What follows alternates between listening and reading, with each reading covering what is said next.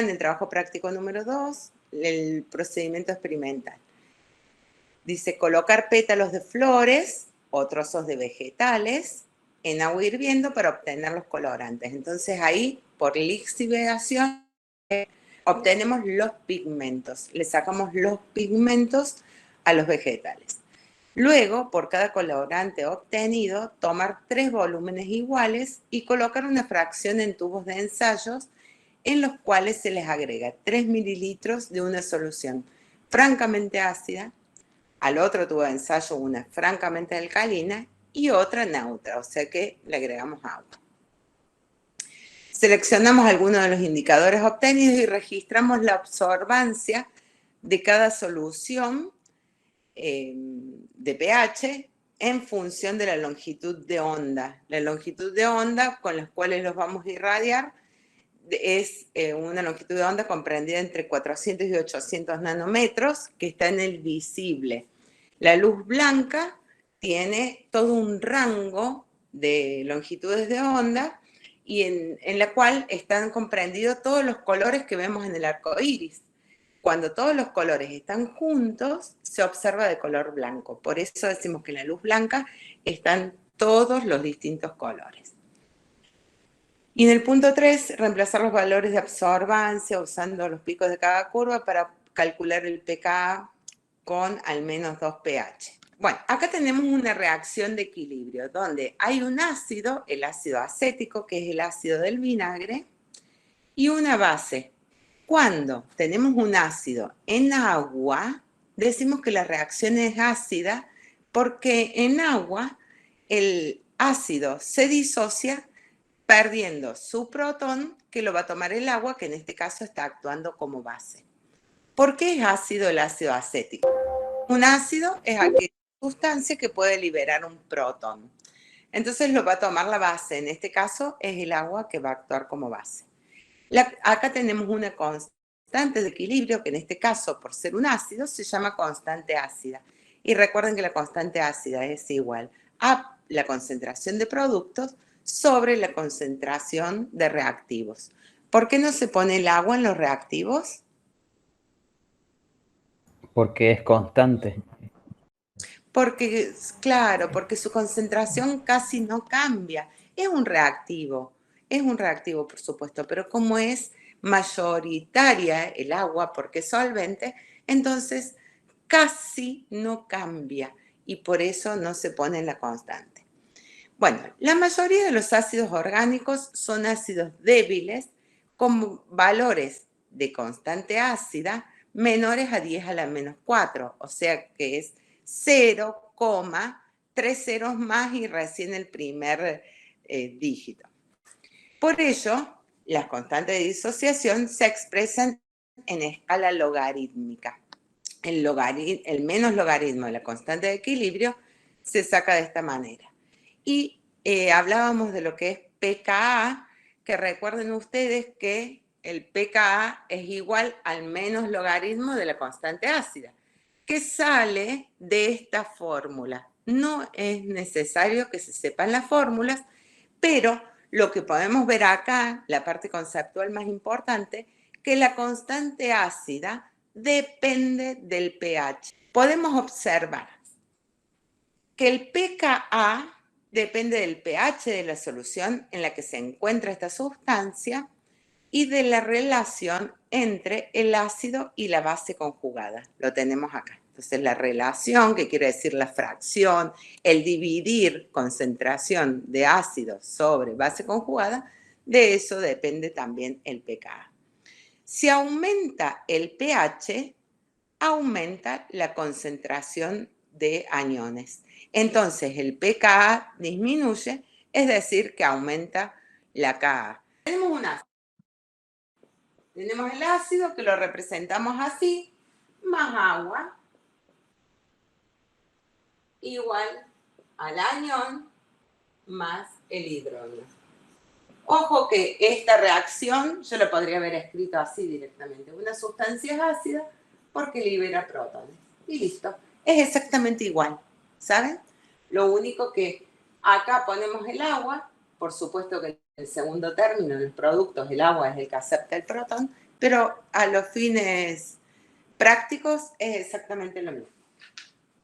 Bueno, tenemos ese ácido que es débil. Imagínense ustedes el ácido acético. Y hemos dicho que según esa fórmula, que no tenemos por qué aprenderla de memoria, pero tenemos que saber que la constante ácida, todo lo que digo como constante ácida, podría decir constante básica también, pero vamos a referirnos a ácido, pero tengan en cuenta que también puede ser para la constante básica. La constante ácida va a variar según el pH. ¿Cómo se saca la constante de equilibrio de esta reacción que hemos escrito acá? Concentración del anión formado por concentración del hidronio, o podría haber sido directamente protones, dividido la concentración de ácido. Entonces, esta es la constante ácida o constante de equilibrio. Es igual que la constante de equilibrio, nada más que se llama ácida porque en este caso estamos haciendo referencia a un ácido. ¿Por qué depende del pH? Y fíjense y miren lo siguiente. ¿Qué ocurre si acá aumentamos la concentración de oxidrilos? ¿Qué quiere decir aumentar la concentración de oxidrilos? ¿Qué pasa con el pH? ¿Hacia dónde se va a desplazar si yo pongo oxidrilos en el medio? Si yo aumento el pH, ¿Qué significa aumentar el pH? Significa aumentar la concentración de oxidrilos. Si yo pongo oxidrilos que son negativos, ¿no van a tomar los protones y van a formar agua? Y le agrego oxidrilos, van a formar agua. Pero no está el agua en esta reacción. La saqué para que no hubiera interferencia. Ah, claro, sí, sí. Entonces, ¿qué va a pasar? Si el oxidrilo va a tomar el protón, es como que yo estuviera sacando productos de esta reacción. Entonces, ¿hacia dónde se va a desplazar la reacción?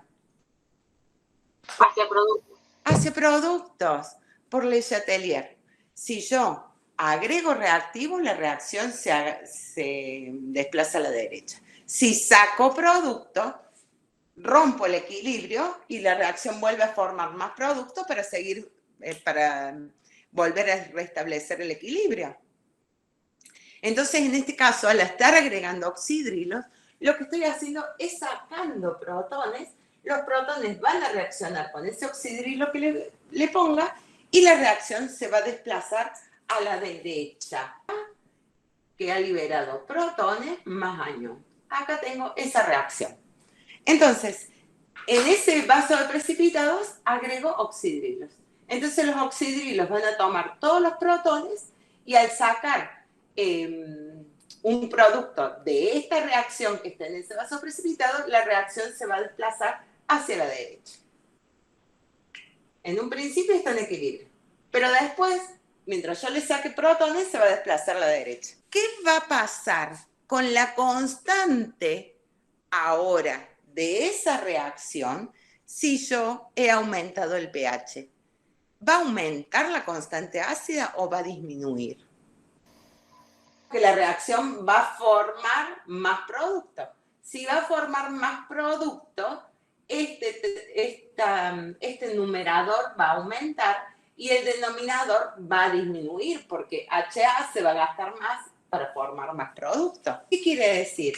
Que si aumento el pH, la constante ácida aumenta. Sería, si aumento el pH, la constante básica disminuye. Por eso lo vamos a estudiar para la ácida, pero para la básica resultaría lo mismo, nada más que un KB está liberando oxidrilos. Si aumento la concentración de protones, ahora me quedo acá, mirando esta reacción, aumento producto. ¿Hacia dónde se va a dirigir la reacción? Hacia reactivos. Entonces, si va a formar reactivos, por lo tanto, la constante ácida, ¿qué le va a pasar? Va a disminuir. Va a disminuir. Entonces, acá vamos a poner lo siguiente. Si disminuyo el pH, la constante ácida disminuye. Entonces, acá vemos cómo la constante ácida depende del pH del medio. Volvamos. Tengo la reacción en un vaso de precipitados que tiene agua. Está todo con agua. Agua, agua. O sea, unas gotas de ácido acético, que es vinagre, en agua. La reacción del ácido acético en agua es esta. Entonces pienso, agrego oxidrilo, los oxidrilos reaccionan con el protón, la reacción se desplaza a la derecha. Si agrego protones, estoy agregando producto, entonces la reacción se va a desplazar a la izquierda. ¿Qué pasa para una base? Vamos, es más o menos lo mismo. Tengo una base, se separa así. Entonces, ¿qué ocurre? Y acá tengo una constante básica, que es igual a la concentración de producto sobre la concentración de reactivo. Como siempre, como cualquier constante. En este caso es básica porque es una base. Ahora, ¿qué pasa si aumento el pH? ¿Qué significa aumentar el pH? Significa agregar ¿qué? Oxidrilos. Agrego oxidrilos. Si agrego oxidrilos en esta reacción que es la constante básica, agrego oxidrilos, ¿qué va a pasar con la reacción? ¿Se desplaza a la derecha o a la izquierda? Agrego acá. Hacia reactivo, profesor. Hacia reactivo. Si aumenta la concentración de reactivo, ¿qué pasa con la constante básica? No, disminuye. Disminuye. Entonces, disminuye la constante básica. Vamos a hacer al revés. Disminuyo el pH. ¿Qué significa disminuir el pH? Significa aumentar la concentración de protones. Si aumento la concentración de protones, esos protones que pongan van a reaccionar con todo este oxidrilo. Entonces, como que yo lo saco de la reacción. Entonces, la reacción se desplaza a la derecha. Si se desplaza a la derecha, forma más producto, por lo tanto, la constante básica aumenta. Si la constante básica es baja, ¿cómo es el pKa? Alto. Alto. Aumenta el pKa. Y si la constante básica es alta, entonces disminuye el pKb, perdón. En este caso, pKb. Y acá sería constante ácida alta, ¿cómo es el pKa? Bajo. Constante ácida baja, pKa alto. ¿Y qué significa esto? ¿Me lo sé de memoria? No. ¿Qué es el pKa? Es el menos logaritmo de la constante ácida. Entonces yo les dije el otro día, relaciónenlo con pH, que es igual al menos logaritmo de la concentración de protones. ¿Qué ocurría si la concentración de protones aumenta? Entonces, si esto aumenta, el pH baja. Si esto disminuye, el pH aumenta. Lo mismo estamos diciendo acá. Si se miden las concentraciones de ácido y base conjugada y el pH, se puede calcular el pKa. Claro, porque si yo tengo concentración acá de cada uno, puedo, y sé el pH que le pongo a la solución, entonces de allí calculo el pKa.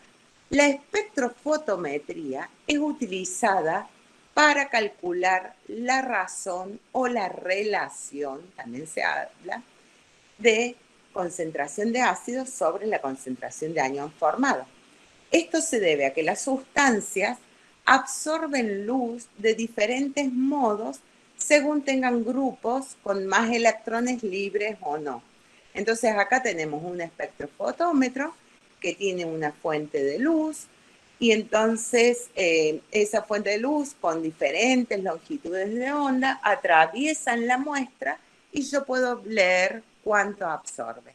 Y de ahí saber cuál es la relación esta y de acuerdo a la relación que me da, por supuesto que esto lo tengo que transformar, que me va a dar esto, puedo calcular según esta fórmula el pKa. Les dije que eso no lo calculamos, pero vamos a ver de qué se trata esto. Acá tenemos un ácido, ¿ven? Este ácido, ¿qué grupos funcionales tiene? Fenol, ¿y qué más? Y un éster. Y además hay un anillo aromático, acá, un grupo benceno. Si acá decimos que esto es fenol, estoy dando por sentado que hay un anillo aromático, por supuesto. Bueno, ¿Por qué no tengo que confundir fenol con alcohol? Libera el protón y el anión, que queda con carga negativa, la deslocaliza por resonancia. Entonces, los fenoles son grupos ácidos. Deslocalizan la carga por resonancia, el protón se va y no puede volver porque no puede encontrar la carga porque está moviéndose ahí en el anillo. Entonces, esta sustancia, según el pH en que se encuentre, va a estar con diferente coloración. La cuestión es la siguiente, que si yo esta sustancia la tengo en agua, es incolora. Pero si la tengo en medio ácido, también es incolora. ¿Por qué es incolora? Porque al tener medio ácido, agrego protones y la reacción ¿hacia dónde se dirige? A reactivo, muy bien, hacia la izquierda. Entonces forma este compuesto que también sigue siendo incoloro. Pero en medio básico, yo al agregar acá oxidrilos, los oxidrilos van a tomar todos estos hidronios o protones. Entonces se va a desplazar a la derecha, va a formar muchísima más cantidad de anión y este anión es el responsable de esta coloración. Por eso en medio básico, la constante ácida de esta reacción aumenta, se forma mucho más anión y da este color. Por eso cambian de color muchos pigmentos según el medio en que lo tengan. Acá vemos las distintas longitudes de ondas que forman la luz blanca y cuánto absorben los compuestos de acuerdo a las longitudes de onda. Por ejemplo, vamos a ver acá qué dice. El ácido está representado en color rojo.